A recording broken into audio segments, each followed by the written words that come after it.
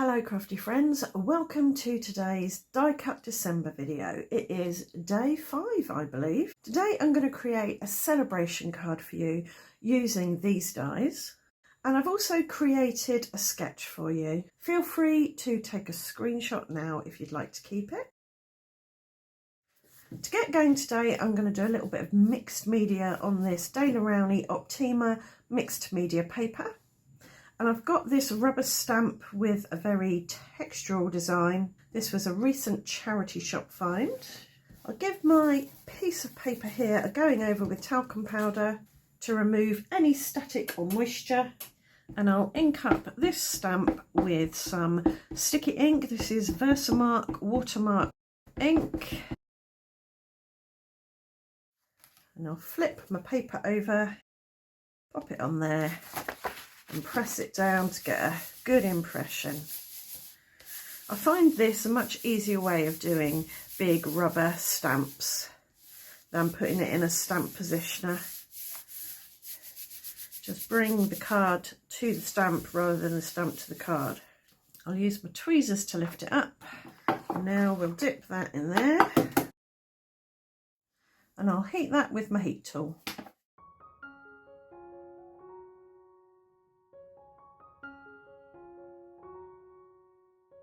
So that's all set and cooled now and looks gorgeous.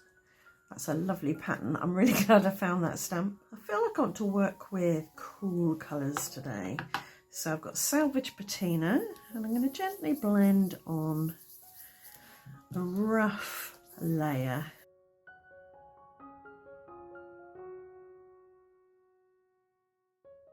You could blend and then heat emboss, but you have to wait for the ink to dry a bit before you can heat emboss over distress oxides, as the embossing powder will stick to any moisture on your card.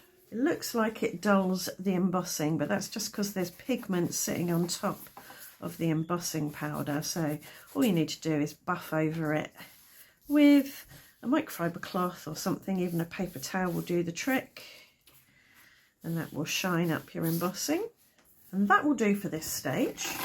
Now I can cut some circular shapes or circular-ish shapes out of this, and I want 3 of each of these shapes. So we've got a circle, a cog, a pattern. I can't remember where this came from. I think it's part of a set, but I thought it was quite pretty. So I'll put that on there. And a balloon, which is roughly circular. When I'm putting multiple dies through my die cutting machine and they're all from different sets, I space them out so there's a gap between them, because different manufacturers will manufacture their dies to a slightly different thickness from one another. And so if you've got 2 different thickness dies butted up right against each other, when they go through the machine, the thickest one will cut, the thinnest one won't cut very well. So spread them out a little bit, put a little gap between them, and also tape them together, and then you can use them as if they're one die. So they're all cut now. What I want to do is just go around the edge a little bit with a finger dauber and peacock feathers distress oxide, which is a darker version of Salvage Patina, and add a little bit of inking just for some definition around the edge. I will buff over these again to get any ink off the gold at the edges. With the balloons, I'm going to go a little bit further in with peacock feathers just to imply a bit of shadow down here so they don't look so flat as a shape. I've got 4 stitched rectangle panels here, and I'm going to stick with the circles there. They're a bit bigger than on the sketch, so they overlap a little, but that's fine. This one, I'm going to put them down the bottom, and I'm going to arrange these slightly differently, and I think I'll turn those into flowers because that's what they remind me of, some abstract flowers. The cogs I think I will line up like that. They're about the same size as the sketch circles, so I think they look good like that. And for the balloons, I'm going to arrange them a bit more higgledy-piggledy like balloons, and that gives them a bit of energy and has a celebratory feel. I'm wondering, with the circles though, about using this embossing folder, this hexagon embossing folder behind them to give them something to sit on. So I think I'll do that. I've lined my embossing folder up on the back so that the pattern touches the end of the panel, the edge of the panel, in the same place, so it should be straight as it goes across, and I will hold it in place with some post-it tape on the back of my panel.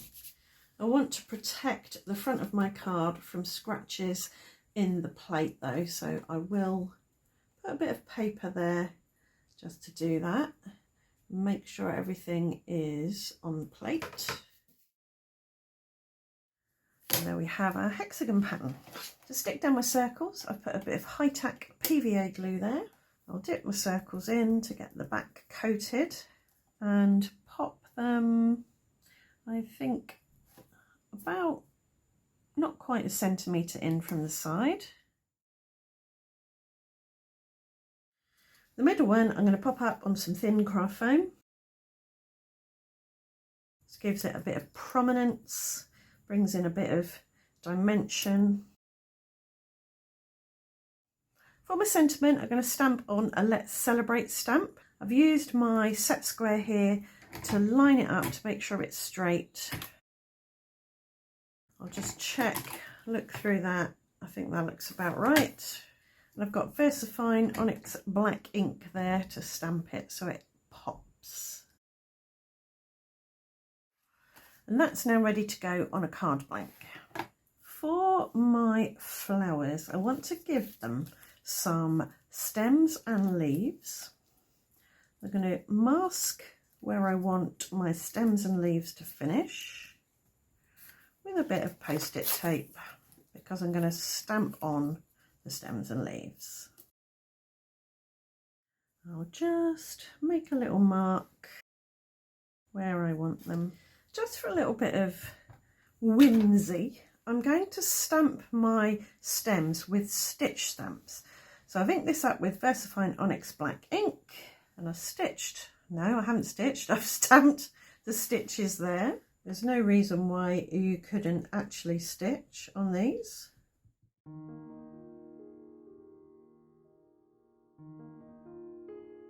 If you didn't want these quite as bold, you could always use a different colour to stamp your stems on.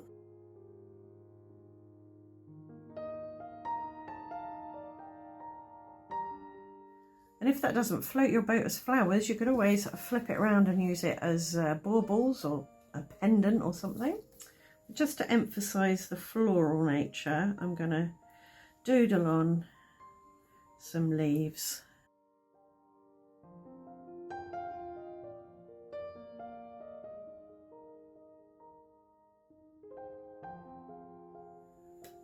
The sentiment I'm going to use says Let's Celebrate Again, and I'll stamp that on some card in black again, but I'm also going to stamp it in peacock feathers just to see if I want to bring in more blue or bluey green.